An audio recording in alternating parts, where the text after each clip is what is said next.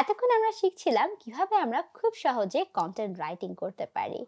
এখন আমরা শিখব কিভাবে আমরা আমাদের লেখা কন্টেন্টগুলোকে ভিডিও ইমেজের মাধ্যমে রিপ্রেজেন্ট করতে পারি। আমরা কথা বলছিলাম পোর্টফোলিও ডিজাইনের ব্যাপারে। চলুন আমরা আর দেরি না করে আমাদের ক্লাসে চলে যাই, যেখানে আমরা শিখব কিভাবে খুব সুন্দর করে পোর্টফোলিও ডিজাইন করতে হয়।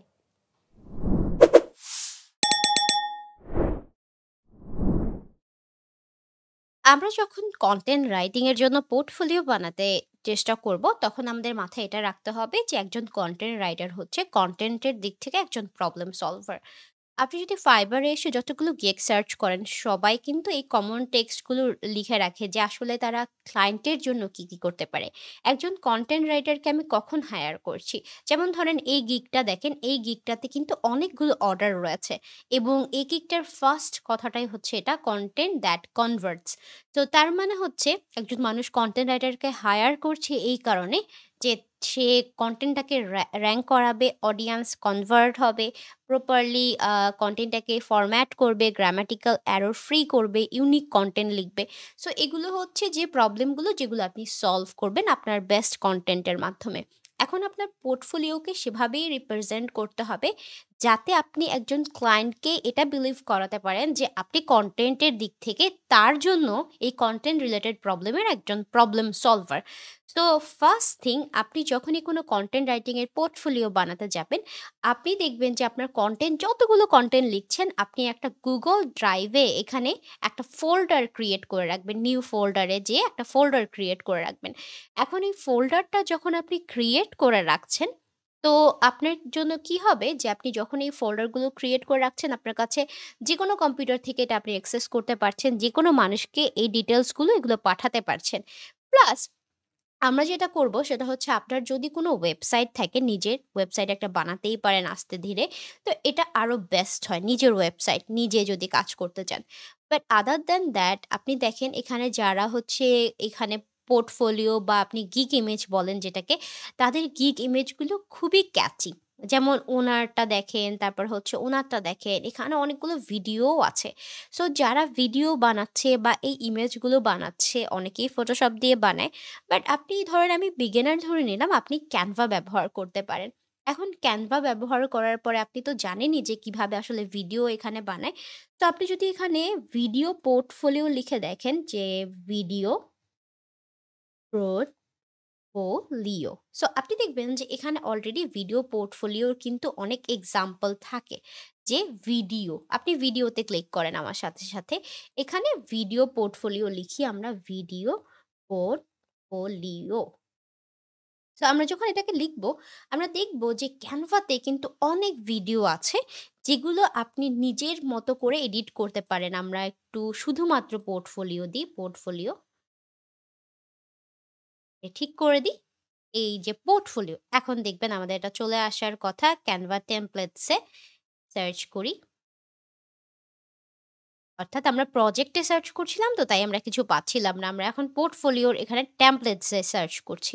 তো টেমপ্লেটস এ দেখবেন এখানে অনেক ধরনের পোর্টফোলিও এক্সাম্পল আছে। এটা দেখেন, এটা কিন্তু একটা স্লাইড প্রেজেন্টেশন। এখানে কিন্তু পুরাপুরি দেখেন পোর্টফোলিও টাইপের। অনেক পোর্টফোলিও এক্সাম্পল আছে যেগুলো আপনি ব্যবহার করতে পারেন এবং ফ্রি পোর্টফোলিও আছে। এখন আপনারা যখনই এই ধরনের পোর্টফোলিও বানাবেন, ইমেজ পোর্টফোলিও, সো আপনি এখানে ক্যানভা থেকে ব্যবহার করে নিতে পারেন। যেমন আমরা যদি এই ওপেন করি, এটা দেখতে অনেক সুন্দর একটা পোর্টফোলিও, ইয়েলো কালারের, ক্যাচিও পুরো। সো এখানে দেখেন আপনি এই যে copy writer portfolio, selected work পর্যন্ত দেওয়া আছে, কত থেকে কত তারিখ পর্যন্ত। সে এই পুরো পোর্টফোলিওটা, আপনি যদি এটা থাকেন, ধরেন এটাই আপনার পোর্টফোলিও। সো আপনি যেটা করতে পারবেন, এই যে পোর্টফোলিওটাকে এখানে প্রত্যেকটাতে এক পেজ করে, করে আপনি হয়তো আপনার নাম দিতে পারেন, ইমেজ দিতে পারেন, আপনার কাজের এক্সাম্পল গুলো দিতে পারেন। এটা একটা। আর হচ্ছে এটা হচ্ছে পোর্টফোলিওর কভার তো, অ্যান্ড আপনি আরো অনেকগুলো এখানে দেখবেন। এটা দেখেন, এটা আমি যদি এখানে জয়িতা ব্যানার্জি দিই, কনটেন্ট রাইটার লিখি এখানে, তারপর পোর্টফোলিও দিয়ে এখানে যদি আমি প্রত্যেকটাতে দেখেন এখানে ডুপ্লিকেট করে, করে এগুলো সরিয়ে দিতে থাকি। সরিয়ে দিয়ে আমি জাস্ট কি করব, ধরেন এটা আমরা আপনাদের জন্য একটু বানাই। ধরেন এটা, এটাকে আমরা সরিয়ে দিই এখান থেকে। সরিয়ে দিয়ে আমরা ধরেন এখানে আমাদের নামটা লিখলাম। Let's write hour name, Joyita Banerjee. ধরেন আমি কনটেন্ট রাইটার, সো আমি কনটেন্ট রাইটার লিখলাম আমরা এটা। লেখার পরে আমাদের যে ব্লগগুলো আছে চাইলে আমরা এখানে এনে রাখতে পারি। এখন আমরা যদি একটা ব্লগ সার্চ করি, ধরেন লেটস সার্চ দিস অ্যান্ড আমরা আমাদেরই একটা ব্লগ বের করি। ব্লগটাকে বের করে আপনি যেটা করবেন, আপনার obviously ব্লগটার স্ক্রিনশট তো লাগবেই, তাই না? সো আমি যেটা করব, এই ব্লগটার আসলে একটা স্ক্রিনশট নিব, প্রিন্ট স্ক্রিনে ক্লিক করে। ক্লিক করার পরে আমি এখানে আসবো, এখানে এসে এই স্ক্রিনশটটা পেস্ট করব। সো এই স্ক্রিনশটটা যখন পেস্ট হয়ে যাবে, এই স্ক্রিনশটটাকে সুন্দরভাবে ফরম্যাট করাটা হচ্ছে আমার ফার্স্ট টাস্ক। সো আমি যেটা করব সেটা হচ্ছে, দেখেন এটাকে আমাদের প্রয়োজন অনুসারে আমরা ক্রপ করে নিতে থাকবো। এখানে দেখেন আপনি কিন্তু এটাকে ক্রপ করতে পারেন যতটুকু আপনার প্রয়োজন। যেমন হচ্ছে এখানে আমি আমার প্রয়োজন মতো এটাকে ক্রপ করছি। আ ওকে, আরেকটু নিচে নামিয়ে দিয়ে এটাকে ধরেন এতটুকুই আমার ব্লগ। তা আমি ক্রপ করছি। ক্রপ করে আমি ডান দিয়ে দিলাম। দেখেন এটা কিন্তু চলে এসেছে। এখন আমি এই যে কনটেন্ট গুলো এখানে টাইটেল শুদ্ধ ধরেন আমি এখানে লিখলাম যে টাইটেলটা কি? এই ব্লগটার। তো এভাবে আমি এখানে টাইটেল দিলাম। ধরেন এই টাইটেলটা আমার ব্লগটার কি টাইটেল ছিল এটা আমি এড করি এখানে। এই যে এটা আমার টাইটেল ছিল, এটাকে আমি এখানে নিয়ে যাচ্ছি। নিয়ে যেয়ে আমরা এখানে enable করছি অ্যান্ড দেন এটাকে আমরা একটু ছোট করে দেব। obviously না হলে তো পুরোটা আঁটবে না, তাই না? সো এটাকে ছোট করে দিয়ে আপনারা এখানে এটাকে এড করে দিতে পারেন অ্যান্ড দেন আপনি দেখেন এভাবে করে আপনার কিন্তু কনটেন্ট গুলো থাকছে এখানে। খুব সহজ। আদার দ্যান দ্যাট আপনি মার্কেট প্লেসের জন্য যখন পোর্টফোলিও বানাবেন তখন তো আসলে পোর্ট্রেট মোডে থাকে না। তো তখন কি করতে হয়, আপনারা আমার সাথে হোমে চলে যাই চলেন। তখন আমরা যেটা করব, আমরা হচ্ছে কনটেন্ট গুলোর মাঝখানে একটা কি করতে পারি? একটা ওয়েতে একটা বুকমার্কের মতো বা একটা কপিরাইটের মতো দিয়ে দিতে পারি। কিভাবে দেখেন, আমি আপনাদেরকে একটা গুড এক্সাম্পল দেখাই। সেটা হচ্ছে আমরা আমাদের কম্পিউটারে চলে যাই। কম্পিউটারে যে পোর্টফোলিও এক্সাম্পল এ যাই, এখানে দেখবেন আমাদের যে ফার্স্ট ইমেজটা আছে, সেই ফার্স্ট ইমেজটা এটার obviously এটা আমি আপনাদেরকে প্রোভাইড করব। এটা ফটোশপে ডিজাইন করা।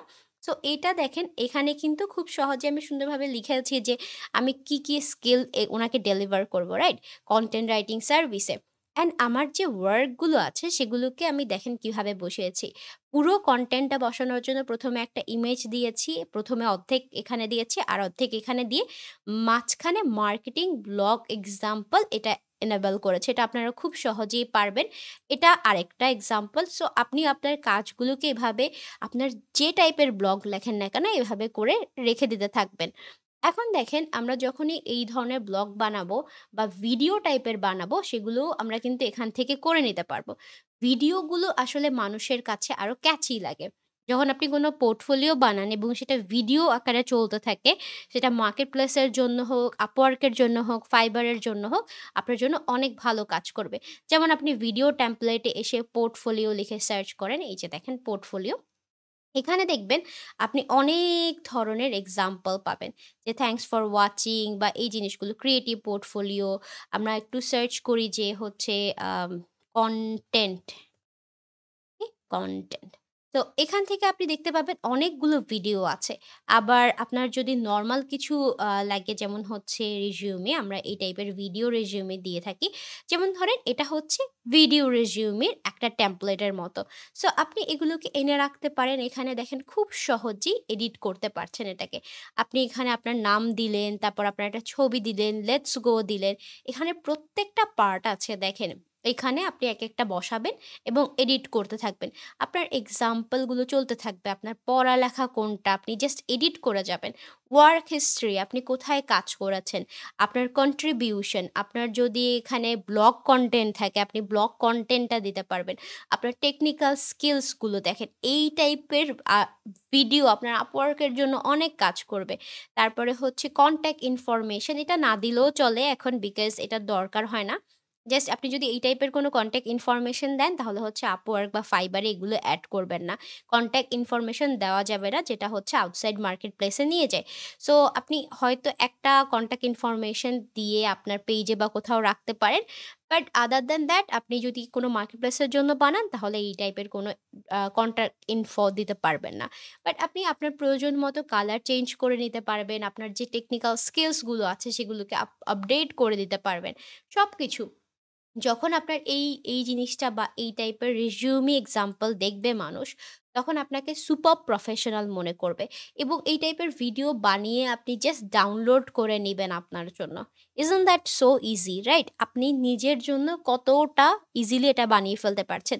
বাট দেখেন, আপনি এই ভিডিওটা দেখলেন, আপনি ভাবলেন যে, "আপু, এটা তো আমি বুঝলামই না, কাহিনীটা কি?" আপনি যদি নিজে এসে প্র্যাকটিস না করেন ধাপে, ধাপে, তাহলে আপনি কখনোই বুঝতে পারবেন না। কারণ দেখেন, আমরা যদি একটা দেখাতে যাই তাহলে আমরা অন্যটা মিস করে ফেলবো এখানে। তা আমাদেরকে পসিবল সবগুলো আপনাদেরকে দেখাতে হবে। বাট আপনাকে সেটা কি করতে হবে? নিয়ে, নিয়ে প্র্যাকটিস করতে হবে। সো আমার একটা সাজেশন আছে আপনার জন্য, সেটা হচ্ছে আপনি যখনই পোর্টফোলিও বানাচ্ছেন, ইমেজ পোর্টফোলিও তো বানাবেনই। ইমেজ পোর্টফোলিও আমি যেভাবে দেখালাম সেভাবে আপনি বানাচ্ছেন। পাশাপাশি আপনি একটা ভিডিও পোর্টফোলিও রাখছেন আপনার। Google Drive-এ আপনার কনটেন্টগুলো আপলোড করে রাখছেন। পাশাপাশি যদি আপনি আস্তে ধীরে পারেন, নিজে একটা ওয়েবসাইট ক্রিয়েট করে নিচ্ছেন বা কাউকে হায়ার করে একটা ওয়েবসাইট ক্রিয়েট করে নিবেন। বাট এটা পরে। ঠিক আছে? আপনি এটা পরে করতে পারবেন, বাট এগুলো আপনার জন্য মাস্ট লাগবে যদি আপনি মার্কেট প্লেসে কাজ পেতে পারেন বা চান আরকি। এখন দেখেন, মার্কেট প্লেসে কাজ পাওয়ার জন্য আপনি যদি শুধুমাত্র ব্লগের স্ক্রিনশট দেন, তাহলে কিন্তু হবে না। আপনি কি করবেন, আমি আপনাকে একটা ট্রিক্স শিখিয়ে দিই। যখনই ধরেন আমরা এখানে Google Docs-এ বিভিন্ন ধরনের কনটেন্ট লিখছি, রাইট? তো আপনি কনটেন্টটা লিখছেন, কনটেন্টটার যে কিওয়ার্ড, ঠিক আছে? আপনি এই ইনফরমেশনগুলো মাস্ট লিখবেন। কিওয়ার্ড, সার্চ ভলিউম, এটা মাস্ট লিখবেন। তার মানে ওরা বুঝবে যে আসলে আপনি জানেন। এগুলো জানেন ইনফরমেশন, এগুলো লেখে না অনেকেই। বাট আমি আপনাকে সাজেস্ট করছি। তারপরে হচ্ছে কম্পিটিশন, এগুলো আগে লিখবেন। উপরে লিখে রাখবেন যাতে হচ্ছে আপনার এগুলো আসে। অনেকেই করে কি নিচে দিয়ে দেয়। না, এগুলো অনেক ইনফরমেশন যেগুলো আপনার ক্লায়েন্টের আগে দরকার। সো আপনি এগুলো লিখবেন, কম্পিটিশন। তারপরে হচ্ছে আপনি ধরেন এখানে প্লেজারাইজড কিনা। যদি না হয় প্লেজারাইজড, তাহলে হচ্ছে আপনি এটাকে লিখে রাখবেন প্লেজারিজম নাই। ঠিক আছে? So unique content. Yes, unique content. তারপরে গ্রামার এরর আছে কিনা আপনি এটা লিখবেন যে গ্রামার এরর।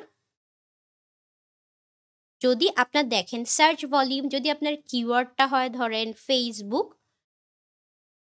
মার্কেটিং, ধরলাম আপনার সার্চ ভলিউম হচ্ছে ধরেন আমি এক্সাম্পল দিলাম ৪০০। ঠিক আছে? মান্থলি আপনি লিখে রাখবেন কম্পিটিশন, আপনার হতে পারে অল ইন টাইটেল দিয়ে আপনি সার্চ করে দিতে পারেন একটা, বা কম্পিটিশন আপনি লো লিখে রাখতে পারেন, বা অল ইন টাইটেল দিলে আপনার জন্য আরো ভালো হবে।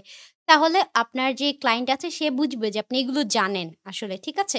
সো আপনি অল ইন টাইটেলটা দিয়ে এখানে লিখবেন যে অল ইন টাইটেল একটা, যেমন অল ইন টাইটেলে কম্পিটিশন কত, অল ইন টাইটেল, দেন আপনি নরমাল কম্পিটিশন লিখবেন। ধরেন অল ইন টাইটেলে আপনার হচ্ছে ২২ টা কম আ লেটস গো আমরা ধরলাম এখানে, ধরেন আপনার হচ্ছে ১৪ টা এখানে কম্পিটিশন আছে। ইউনিক কনটেন্ট আপনি লিখবেন yes, grammar error, no error. ঠিক আছে? এভাবে আপনি যখন লিখে যাবেন, তারপরে আপনি কনটেন্টের টাইটেলটা দিবেন অ্যান্ড এভরিথিং দিয়ে, দিয়ে এইভাবে আপনি সেভ করবেন। Then it will be a content যেটা আপনাকে মানুষ আসলে ডেফিনিটলি হায়ার করবে। আদার দ্যান দ্যাট আপনার কনটেন্ট দেখে আমার কি লাভ হবে?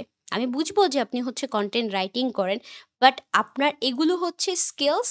যেমন ধরেন কনটেন্টটা আমি দেখলাম, এগুলো হচ্ছে অ্যাডভান্স বানায় আপনাকে।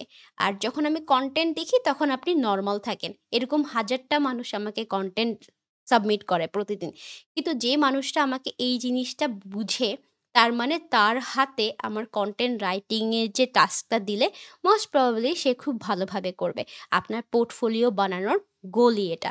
সো এটা মাথায় রাখেন এবং আস্তে, আস্তে এতদিন পর্যন্ত যা শিখলেন প্র্যাকটিস করে, করে নিজের পোর্টফোলিও বানাতে থাকেন।